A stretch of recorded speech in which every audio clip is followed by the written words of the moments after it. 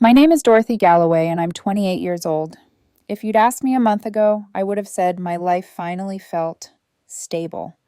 I had a career I loved, a home that felt like mine, and a boyfriend who, at least on the surface, made me feel safe. I've always been a builder, not of walls or furniture, but of things that make sense.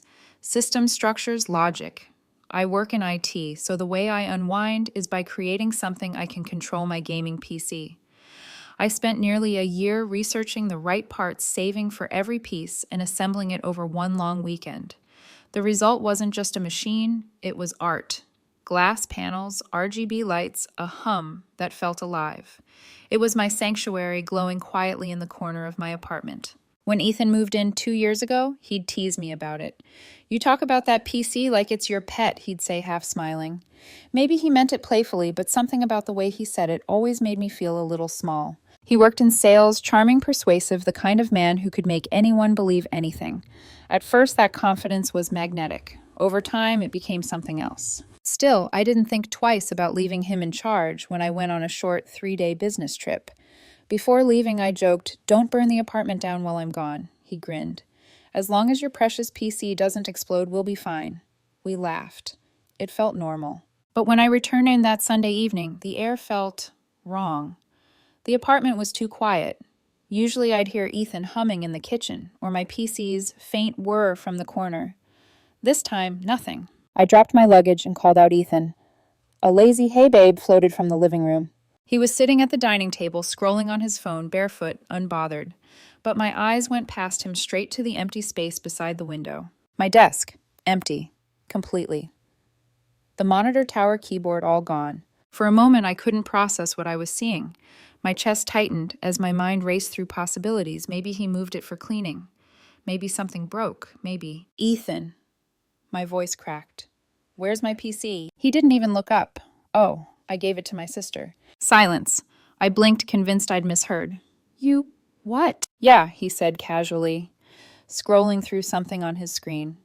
"It's her birthday soon. She's been wanting a gaming setup forever, so I figured why not?" I laughed. It wasn't a real laugh, more like a sound my body made out of disbelief. "You're joking, right?" He looked up, then one brow raised. "Why would I joke?" My stomach dropped. "Ethan, that PC cost me over $2,000. I built it, from scratch." He shrugged. "You've got a good job. You can build another one. My sister's been struggling lately." It made sense. I stared at him, searching for the part of his face that might tell me this was a prank. There wasn't one. "You gave it away, without even asking me." "It's just a computer, Dorothy." He chuckled like I was being ridiculous. "You act like I sold your car." "It's not just a computer," I said slowly, my voice trembling. "That setup was mine. Every piece, every wire, I paid for it. I built it. You had no right." He cut me off. "You're seriously getting emotional over some wires and lights. Come on, you always say we're a team. What's yours is mine." "What's mine is mine, Ethan." My tone sharpened. "That's how ownership works." He rolled his eyes, leaning back in his chair. "God, you sound like my ex when she used to keep score. You really want to be that person." I froze. There it was, the twist of guilt, the gaslight disguised as reason. "Ethan," I said, trying to keep my voice steady, "you took something that didn't belong to you and gave it away. That's not sharing, that's theft." He sighed, exaggerated. "You're being dramatic again. Look." Mia was so happy. You should have seen her face. "Mia, yeah, my sister. She needed it more than you do. You sit in front of that thing every night like it's your boyfriend." Something inside me snapped. "And you thought stealing it would fix that." He stood up, his voice rising slightly. "You're twisting this into something it's not. I did something nice for my family, and now you're making me feel like a criminal." "Maybe you should." The words came out colder than I expected. The silence that followed was heavy, thick, electric. Ethan stared at me for a long second, then grabbed his phone and muttered, "Whatever. You'll get over it." He walked past me into the bedroom, leaving me standing alone in that hollow space where my desk used to be. For a long time, I couldn't move. I just stared at the empty spot, the faint outline of dust where the tower used to sit, the impression of cables that had once glowed like veins of light. My throat tightened. It wasn't just the loss of hardware, it was the disrespect, the assumption that what mattered to me didn't matter at all. I sat down on the floor, feeling the faint hum of the refrigerator in the distance, the only sound left in the apartment. That's when it hit me. It wasn't just about a PC. It was about power, the silent kind people take from you piece by piece until you realize you've been emptied out just like that desk. And sitting there surrounded by that deafening quiet, I whispered to myself, this isn't normal. Something's really wrong. That night, sleep didn't come. Every time I closed my eyes, I saw the empty space where my desk had been. The ghost of cables, the outline of dust, the silence where a soft hum used to fill the room. By morning, my anger had cooled into something sharper, resolve. Ethan was in the kitchen making coffee like nothing had happened. His hair was messy, his tone casual. "Morning, babe," he said, sliding a mug toward me. "You look like you didn't sleep." I stared at him. "You gave away my PC, Ethan. Did you really think I could sleep after that?" He exhaled, leaning against the counter. "You're still on that, still on that." The words stung more than I expected. "Yes," I said firmly, "because you took something that wasn't yours." He rolled his eyes. "You're overreacting. It's not like I sold it or trashed it. I gave it to my sister, Family Dorothy. You always talk about empathy. Where's yours now?" The way he twisted that word empathy made my skin crawl. Empathy doesn't mean letting people take advantage of me. He laughed. That half smile I once thought was charming. "You sound like my accountant. Do you hear yourself?" My voice trembled, but I didn't let it break. I worked for years to afford that build. Every part had meaning. It wasn't just a computer, it was something I made for myself. You had no right to give it away. His eyes narrowed slightly. "You're acting like I stole your identity. It's just stuff." "It's not about stuff," I said. "It's about respect." He set his mug down harder than necessary. "You're always so dramatic when things don't go your way. You talk about teamwork, but the moment I do something generous, suddenly I'm the villain." "Generous," I repeated, incredulous. "Generosity doesn't come from other people's property." He gave a dry laugh. "Wow, you're really going to make me out to be the bad guy here." I wanted to scream. Instead, I took a deep breath, turned, and walked away. But that wasn't the end of it. Later that afternoon, my phone buzzed, an unknown number. When I picked up, a young woman's voice, cheerful and smug, filled my ear. "Hi, this is Mia, Ethan's sister. Just wanted to say thanks for the PC. It's amazing." I froze. "Mia, that PC is mine. I never agreed to give it away." A short pause, then a light, taunting laugh. "Well, Ethan said it was a gift from both of you. That's sweet, really. Couples who share are the ones that last." My pulse raced. "You need to return it." "Oh, Dorothy," she said, feigning sympathy. "If you want it back, you can buy it from me. Fair deal, right?" I didn't even realize I was shaking until I hung up.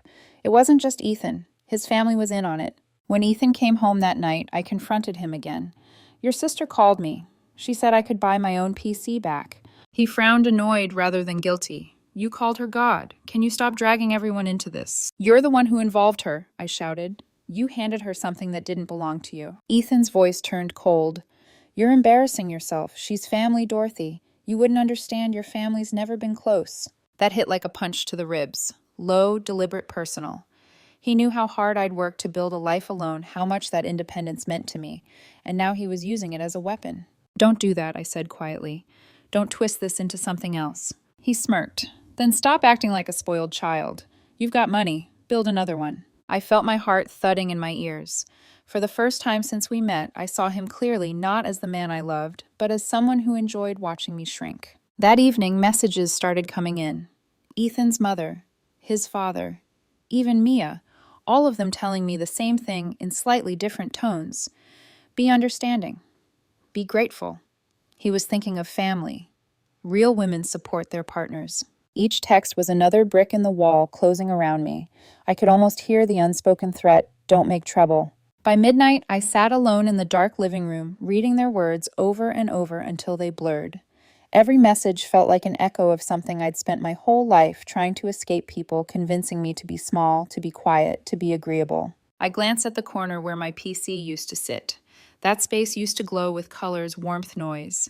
Now it was just a shadow. Ethan walked out of the bedroom, then rubbing his eyes. "You're still up." I didn't look at him. "You knew this mattered to me." He sighed.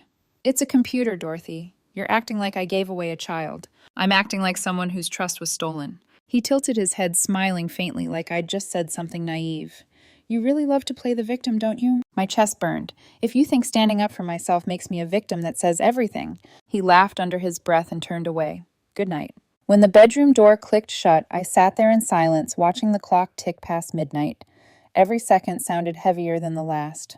Somewhere deep down, I knew this wasn't about the PC anymore. This was about control, about the quiet ways he'd been rewriting my boundaries since the day he moved in. Tiny things I brushed off because I didn't want to fight. Now those small compromises had grown into theft, into mockery, into something I couldn't ignore anymore. My hands trembled, but I reached for my phone. I opened the Notes app and began typing every detail. Dates, receipts, serial numbers, the call from his sister. Then I whispered to myself, if he won't fix this, I will. For the first time in days, I felt steady. The next morning, I would file a report, not out of revenge, out of principle. Because respect isn't something you beg for, it's something you protect. The next morning, I woke up before the sun. Ethan was still asleep, sprawled across the bed like nothing in the world had changed. His phone buzzed faintly on the nightstand, probably his sister again. I didn't care. I got dressed quietly, grabbed my folder of receipts, and walked out the door. The police station was colder than I expected. The kind of cold that seeps into your fingers, making you second guess if you're really doing the right thing. But as I slid the stack of papers across the counter, serial numbers, proof of purchase, photos of my setup, I felt something I hadn't felt in weeks: clarity. The officer on duty, a woman in her 50s with kind eyes, listened carefully. "So your boyfriend gave away your property without permission," she summarized. "Yes," I said, "and his sister is refusing to return it." She nodded, typing notes into the system. "Do you have evidence that it's yours?" I opened my folder. Receipts, photos of the build, even serial numbers. She gave a small approving smile. "Good. That'll help." When she handed me a case number and told me they'd reach out once they contacted the sister, I felt a flicker of relief. It wasn't over, but at least I wasn't alone anymore. By the time I got home, Ethan was in the kitchen again, shirtless, sipping coffee, acting like the universe revolved around him. He looked up lazily. "Where were you?" "At the police station." The words hit like a spark in dry grass. His expression hardened instantly. "You what?" "I filed a report. You gave away my property and your sister is trying to sell it. I'm done asking nicely." Ethan slammed his cup down, coffee splashing onto the counter. "Are you insane? You called the cops on my family?" "On the person who's committing theft," I said evenly. He laughed bitterly. "You're unbelievable. Do you know how this makes me look? You're humiliating me. You humiliated yourself when you decided my boundaries didn't matter." He stepped closer, jaw tightening.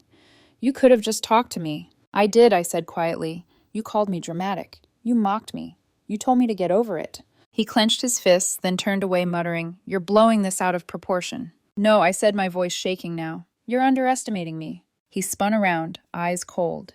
"You really want to make enemies out of my family, Dorothy. They'll come for you if you push this." For a second, I almost didn't believe him. But something in his tone, the arrogance, the warning, made my stomach twist. I didn't respond. I just walked to the living room and sat on the couch, refusing to give him the satisfaction of seeing fear. That evening, someone banged on my door. When I opened it, 3 men stood outside Ethan's father and 2 of his friends. Their presence filled the doorway like a wall. "Dorothy," his father said, voice slick with forced politeness. "We need to talk." I crossed my arms. "About the stolen PC," his jaw tightened. "About you involving the police?" "That was unnecessary. Family matters should stay in the family." I took a slow breath. "Then maybe your son shouldn't have treated me like an outsider." One of the men smirked. "You know people talk. It'd be a shame if your name started coming up in the wrong conversations." It was subtle, threatening. Ethan's father added, "Be smart. Drop the report.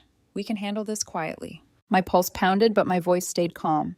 "Could you repeat that? I'd like to get it on video." I lifted my phone and hit record. All 3 froze. The smirk disappeared. "What are you doing?" the father barked. "Documenting threats," I said evenly. "You're trespassing. Leave now, or I'll call the police again." For a second, nobody moved. Then, one by one, they backed off. As they walked away, the father muttered, "You'll regret this." "Maybe," I said, "but not as much as your son will." Then I closed the door and locked it. My hands were trembling, but I felt powerful. For the first time, I wasn't the one shrinking in an argument. I was the one standing tall. A few hours later, my phone rang. "Ms. Galloway." It was the same officer from that morning. "We spoke with your boyfriend's sister. She admitted to having your PC, but says it was a gift from both of you." "Of course she did," I said bitterly. The officer's tone softened. "We also found something interesting. She's been posting pictures of the setup online, trying to sell parts of it. The listings match your serial numbers exactly." I felt my throat tighten. "So she's lying." Yes, we're moving forward with a warrant to recover your property. I'll keep you updated.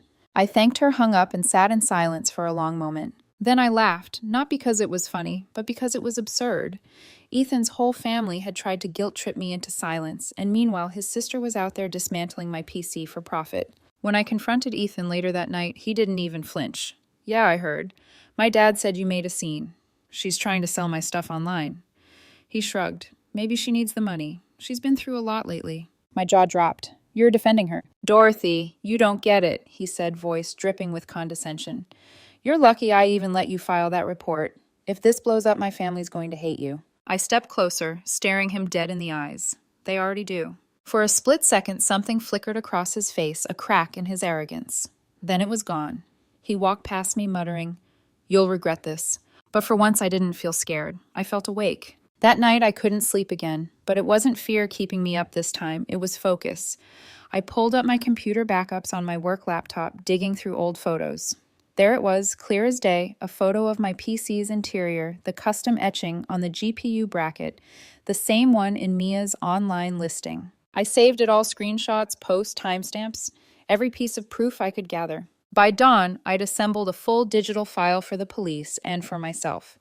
If Ethan wanted a war, he was about to get one. Because this wasn't just about property anymore. It was about principle, and I was done letting him rewrite the story. Tomorrow, I decided the lies would start to unravel, and when they did, I'd make sure everyone saw the truth for exactly what it was. The call came 2 days later. I was in the middle of drafting an email when my phone rang a number I didn't recognize. Hello, a man's voice uncertain. Hi, is this Dorothy Galloway? Yes, I'm, Ethan's cousin. I just wanted to check if the wedding's still happening. The words hit me like a punch to the chest. The what? The wedding, he repeated, confused. Ethan said you two were engaged and the date got delayed because of your work trip. He told the family he'd need to borrow money for the venue deposit, but since you called off the event, he wait. You don't know about any of this, do you? I didn't answer. My throat had gone dry. He sighed. Yeah, that's what I thought. He explained everything, how Ethan had been telling his relatives we were getting married, how he'd collected thousands from them for wedding costs, how he claimed I was managing the finances. My stomach twisted. Every fake smile, every work call he'd taken at night, it all made sense now. By the time I hung up, my hands were shaking. Ethan walked in, moments later, humming to himself, wearing that same smug calmness I'd grown to despise. Why are you shaking? He asked, setting down his keys. I looked up, my voice trembling with contained fury. Who's paying for our wedding, Ethan? He froze the air in the room, shifting instantly. What? I just got a call from your cousin. He says you've been telling everyone we're engaged, that you borrowed money from your relatives for a wedding I didn't even know existed. Color drained from his face. For the first time, he looked caught. Then, almost seamlessly, he slipped back into performance. Dorothy, calm down. I can explain. Explain what? That you use my name to scam your own family. He ran a hand through his hair, trying to look stressed instead of guilty. You don't understand. My dad's business has been failing. My family's been leaning on me for help. I told them we were engaged because they wouldn't lend me money otherwise. So you lied, I said flatly, repeatedly. He stepped forward, lowering his voice like that could make it intimate. I was trying to protect them. And us. You have no idea what kind of pressure I've been under. Pressure. That word again, the justification for every betrayal. You've been lying to me for months, I said, and using me to fund it. His eyes hardened. I didn't use you. I borrowed money from my family. You're not even part of this. Not part of this, I snapped. You made me part of it the moment you used my name. The police, the stolen PC, your sister, and now this. How much damage do you plan to cause before you finally take responsibility? Enough, he said sharply, slamming his hand on the counter. The sound echoed through the room.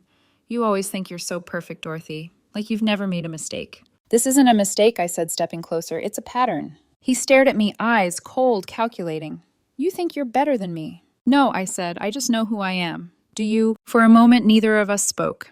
Then in a voice that sent a chill down my spine, he said, You'll regret making me your enemy. I didn't flinch. I already regret making you my partner. That night, after he stormed out, I sent everything to the police, screenshots, messages, the cousin's statement, even the evidence of his sister's resale listings. Then I composed one last email to his family group chat. Subject: the truth about Ethan. I didn't bother writing an introduction. Just attach the evidence proof of his lies, his scams, the police report, and photos of the stolen PC. I hit send and sat back, my hands shaking, but my heart steady. There was no undoing it now. The next morning, the silence was deafening. No calls from Ethan, no messages, just quiet, until 3:00 p.m. A loud banging rattled the front door. When I opened it, Ethan stood there, eyes wild, his voice low but venomous. "You sent that email." "Yes." "You ruined my family." "No," I said calmly. "You did." He stepped forward, his hand twitching slightly, like he didn't know whether to grab me or his own hair. "You don't get it," he hissed. "They'll never forgive me. You destroyed everything." I didn't destroy anything, I said. I just turned on the lights. For a long moment, he just stared at me. Then his expression shifted anger, melting into something almost pitiful. "You don't have to do this," he said softly. "We can fix it. We can move past it." "Move past it," I repeated, incredulous. "You lied to me. You lied to everyone. You stole from me. You used me." He reached out desperate. "I love you, Dorothy." The words were so hollow they barely made a sound. I stepped back. "You love control. You love being believed. You love not being caught. But you never loved me." He blinked as if the realization had finally sunk in. Then he whispered, "You'll regret this." I closed the door before he could say another word. I leaned against it, exhaling, my heart pounding, but not from fear, from release. That night, I got another call from the officer. They'd executed the warrant at Mia's apartment. They'd recovered most of my setup, the monitor, keyboard, and peripherals were intact, but the PC itself had been opened, tampered with. The graphics card removed, the case scratched. "Looks like someone was trying to sell the parts," the officer said. "We'll include it in the theft report." When I hung up, a strange calm settled over me. It wasn't about the damage anymore. It wasn't even about getting it all back. It was about exposing the truth. I sat in front of this partial setup that night, staring at the scars on the case. Each scratch felt like a reminder of every warning sign I ignored, every boundary I let him blur, every moment I mistook control for love. And as I ran my hand across the dented metal, I whispered, "This is what freedom sounds like when it breaks through the noise." The day of the trial felt unreal. The courthouse smelled faintly of dust and old paper, the kind of air that holds too many stories of people learning who they really were when the truth came out. I sat quietly in the second row, hands folded, the edges of my evidence folder still warm from the pressure of my grip. Ethan entered the courtroom in a pale gray suit, looking thinner, his confidence carefully glued back together like a broken mask. He glanced at me once, an unreadable look that flickered between defiance and something dangerously close to shame. The charges had multiplied since the first police report, not just theft, fraud, identity misuse, false financial claims, and manipulation of funds. They'd found proof of his fake PC building business too, the one he ran using photos of my custom rig as advertising. Dozens of people had paid deposits for systems that never existed. The gallery was filled with murmurs. Some of his relatives had come, faces I recognized from pictures. They didn't look at me. They looked at him like strangers trying to understand how one of their own had turned into someone unrecognizable. When the judge entered, the room fell silent. The prosecution spoke first, outlining every lie Ethan had told, from the stolen PC to the money borrowed under my name to the falsified invoices he'd created to keep the illusion going. Each word chipped away at the image he'd built for himself. When it was my turn to testify, my voice trembled at first. But then I looked at Ethan and the trembling stopped. I spoke clearly. I told them about the day I came home to an empty desk, about the call from his sister, about the threats from his father, about how each small betrayal had escalated until there was nothing left of the man I thought I loved. And for the first time since this began, Ethan didn't interrupt, didn't smirk, didn't defend himself. He just stared down at the table, his fingers tightening and loosening like a rhythm he couldn't break. Then came the witnesses. His sister Mia testified next, her voice, shaky eyes rimmed red. She admitted to selling parts of my PC online, but then with a trembling breath she confessed something else. "Ethan told me to," she said. "He said Dorothy would never find out. He said she owed us anyway." That moment shifted the air in the courtroom. Even the judge's face hardened. When the evidence of Ethan's fake wedding fund surfaced, bank statements, texts, recorded voice notes, he tried one last performance. He stood, straightened his tie, and said, "I never meant to hurt anyone. I was just trying to keep everyone afloat. I made bad choices, but I'm not a bad person." It was almost convincing. Almost. But when the judge began reading the verdict, there was no music in his voice, no sympathy in his tone. Given the extent of financial deception, identity misuse, and lack of remorse, this court sentences Ethan Cole to 18 months in prison and restitution to all victims, including Ms. Galloway. Ethan's shoulders slumped. There was no dramatic outburst, no apology, no final plea, just quiet. And for the first time, that quiet didn't feel threatening. It felt like the sound of something ending. In the weeks that followed, I tried to rebuild not just the PC, but myself. It's strange how healing starts in the smallest of ways. The first time I reconnected a cable tightened a screw or heard the faint hum of power returning, it didn't feel like technology. It felt like closure. One evening, as I was reinstalling the last component, there was a knock on my door. When I opened it, I froze. Mia stood there holding a small box. Her eyes were puffy, her expression sincere. "I found these," she said, handing it to me. They were the last parts he hadn't sold. I wanted to say I'm sorry. I looked at her for a long moment. She wasn't the same girl who'd laughed on the phone weeks ago. She looked hollowed out, humbled. "Thank you," I said quietly. She nodded. I didn't see it then. How he used people. He's done it my whole life, but this time it hit someone who didn't deserve it. I almost said none of us did, but stopped. Some lessons don't need to be spoken aloud. As she turned to leave, she hesitated. "They say he keeps asking about you," she said softly. "In jail. He keeps saying you're the one who ruined him." I smiled faintly. No, he ruined himself. A few weeks later, I got a letter from Ethan's father. It was short, no excuses, no defense, just a few careful sentences. "We were wrong. I was wrong. You didn't destroy our family, you exposed what we kept pretending not to see. I can't undo what we said or did, but I wanted you to know I'm sorry." I read it twice, folded it neatly, and placed it in a drawer, not as forgiveness, but as record. That night, I sat in front of my new PC. The lights glowed softly familiar, comforting, alive. Not as bright as before, maybe, but brighter than I'd felt in a long time. As I stared at the screen, my reflection flickered faintly against the glass. For the first time, I didn't see anger in my own eyes. I saw peace.